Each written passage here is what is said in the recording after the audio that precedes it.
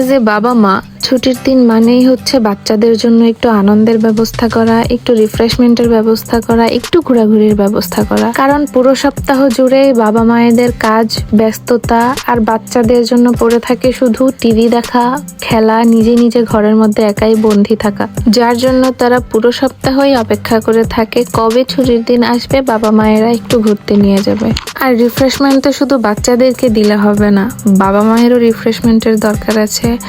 তাই তো আজকে আমরা এমন একটা জায়গায় গিয়েছি যেখানে বাচ্চাদের সাথে সাথে বড়দেরও উপভোগ করার বিভিন্ন রকমের ব্যবস্থা রয়েছে। তাই তো আজকে আমরা কোথায় গেলাম, কি কি করলাম তা নিয়েই থাকছে আজকে আমার এই ব্লগ। সো হ্যালো এভরিওয়ান, আসসালামু আলাইকুম। আশা করি সবাই অনেক ভালো আছেন, আমরাও আলহামদুলিল্লাহ অনেক ভালো আছি। অনেকদিন ফাঁকিবাজির পর আজকে আবারও একটি ব্লগ নিয়ে হাজির হলাম আপনাদের মাঝে। ঠিক ফাঁকিবাজি বলবো না, আসলে ফ্যামিলি নিয়ে কোথাও ঘুরতে গেলে ভিডিও করার মতো টাইমও পাওয়া যায় না, আর যদি ভিডিও নিয়েই ব্যস্ত থাকি তাহলে ফ্যামিলিকেও টাইম দেওয়া যায় না, নিজেও ঠিকমতো উপভোগ করা যায় না। আচ্ছা যাই হোক, তো আজকে আমরা গিয়েছিলাম একটা ফার্মল্যান্ডে। এটা আমাদের বাসা থেকে প্রায় অনেকটাই দূরে, প্রায় 2.5 ঘন্টার মতো টাইম লেগেছিল আমাদের ওখানে পৌঁছাইতে। তারপর ওখানে গিয়ে আমরা টিকিট কেটে ভিতরে এন্ট্রি নেই। ভিতরে যাওয়ার পর শুরুতেই একটা ফটো সেশন সেটআপ ছিল যেটা অনেক সুন্দর ছিল। তারপর বাচ্চাদের জন্য বিভিন্ন রকম কার্টুন ক্যারেক্টার, ডাইনোসর, বিভিন্ন রকম জিনিস ছিল যেগুলা বাচ্চাদের খুবই ভালো এনজয় করার মতো। আর সবচাইতে ইম্পর্টেন্ট জিনিস যেটা নিয়ে কথা না বললেই নয়, সেটা হচ্ছে ওয়েদার। আমাদের ভাগ্য ভালো যে এত ভালো একটা ওয়েদার পাইছি, কারণ কোরিয়াতে কম বেশি সবাই এইটা মানে যে ছুটির দিন মানেই বৃষ্টি, ছুটির দিন মানেই মেঘলা আকাশ। এই তো কয়েকদিন আগেই সূচকের একটা লম্বা ছুটি গিয়েছিল, প্রায় 10 দিনের, কিন্তু পুরোটা ছুটি বৃষ্টি ছিল। ভাবা যায়, মানে পুরো সপ্তাহ খুব সুন্দর আকাশ থাকে, রৌদ্রোজ্জ্বল দিন থাকে, কিন্তু ছুটির দিনগুলো আসলেই আকাশ মেঘলা, গম্ভীর, বৃষ্টি এই চলে।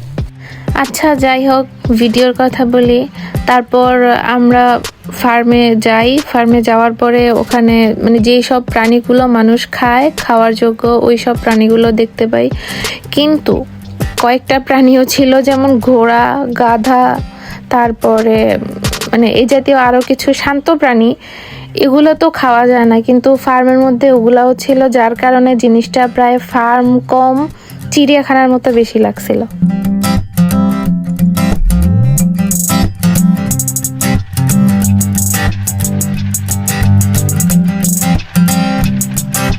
তারপর মুরগির এই সেকশনটাতে ঢুকে আমার কাছে এত ভালো লাগছিল, পুরো চারপাশে মুরগির ডাক।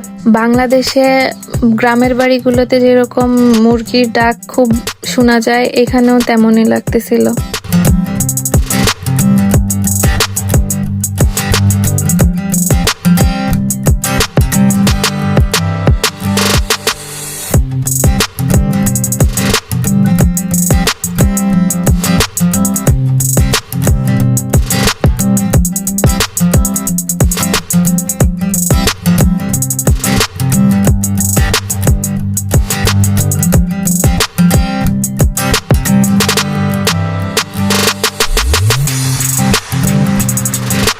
এখানে ভেড়া মামাটা আমাকে হ্যালো বলতেছিল।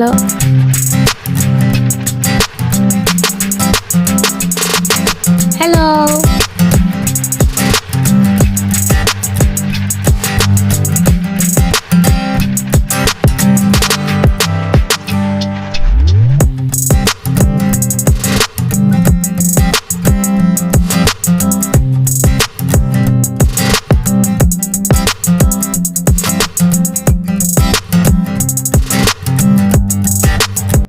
আমার তিহান তো মন খুলে এনজয় করতেছিল। ও মনে হয় না লাস্ট 2 মাসে এত খুশি ছিল।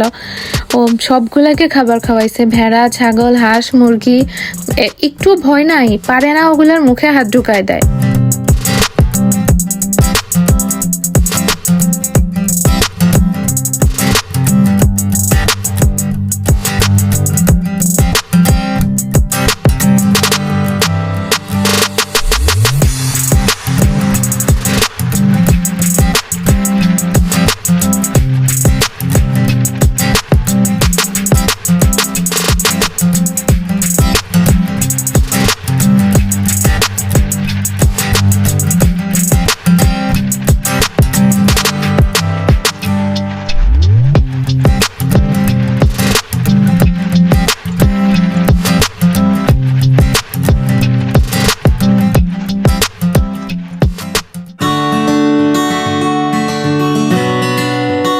যে ভিডিওর শুরুতে বলছিলাম না আপনাদেরকে যে এখানে বাচ্চাদের সাথে সাথে বড়দেরও এনজয় করার মতো যথেষ্ট ব্যবস্থা রয়েছে।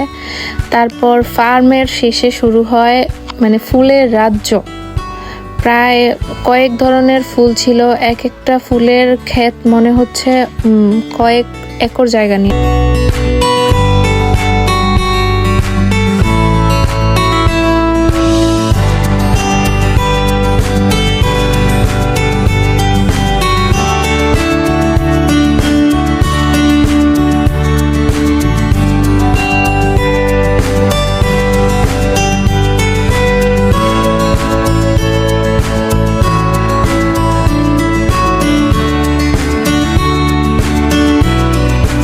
তারপর দেখতে দেখতে সন্ধ্যা হয়ে যায়, আমাদেরও বাসায় যাওয়ার সময় চলে আসে।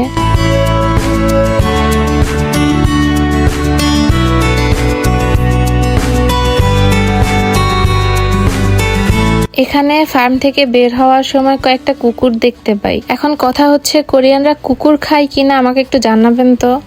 এই তো তারপর এখানে দেখতে দেখতে সন্ধ্যায় নেমে আসলো, আমাদের বাসায় যাওয়ার সময় হয়ে গেল, বাসায় চলে যাচ্ছি। আজকের ভিডিওটা সবার কাছে কেমন লাগছে অবশ্যই জানাবেন। আল্লাহ হাফেজ, আসসালামু আলাইকুম।